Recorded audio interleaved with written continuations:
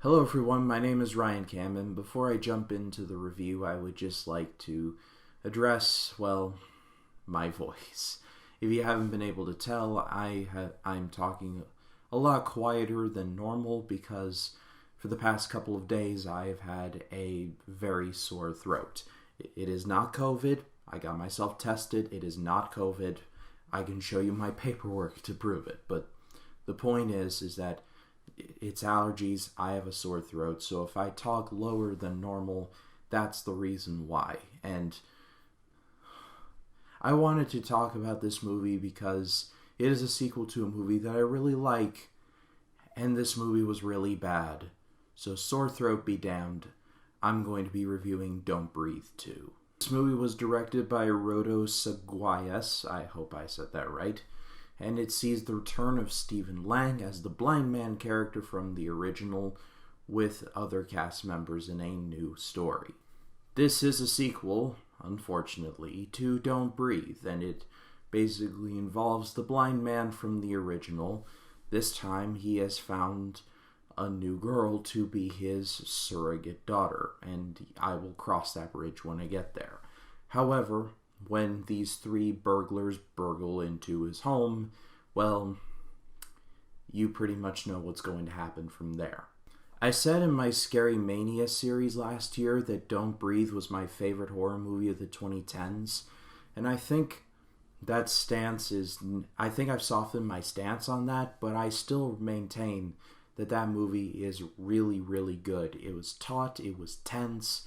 Stephen Lang was truly menacing as someone who you would probably never want to mess with. He's the most tempting game piece on the board, and yet the worst possible player to face off against, all at once. Fede Alvarez just made a truly terrifying movie.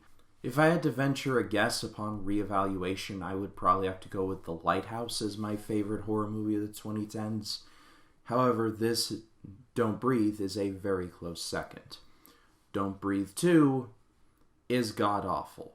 I really don't know what I was supposed to be expecting from this. I mean, other than from it being good. However, the idea of this movie being a sequel automatically is just the wrong decision. And I'll talk about that in a second. But my two lone positives with the movie are Stephen Lang and this little girl. I'll talk about Stephen Lang first. He tries, and I think that's literally the nicest thing that I could say. It looks like in some cases he does his own stunts, which that's pretty cool. But other than that, he's just... God bless his soul, he tries to make this work, but not even he could save it. The little girl is played by Madeline Grace, and she was actually pretty good here too. Her character I liked the most, probably because everybody else was just completely awful, but I hope that this actress gets more work because she does deserve it. And that's a perfect place to segue into what I didn't like about this movie, which is pretty much every single character. This movie tries to set up the blind man as a sympathetic figure going up against people that are even worse. And that's the problem. If you remember the first Don't Breathe, you will recognize that the blind man is pretty much a monster, and an unmitigated monster. Since the movie is 5 years old, I will spoil it, but he essentially kidnapped a woman and was intending to... I can't even say it, but was going to do terrible things to her in order to create a new daughter for himself. This character is just unredeemable, and the movie tries its hardest to do so and fails miserably.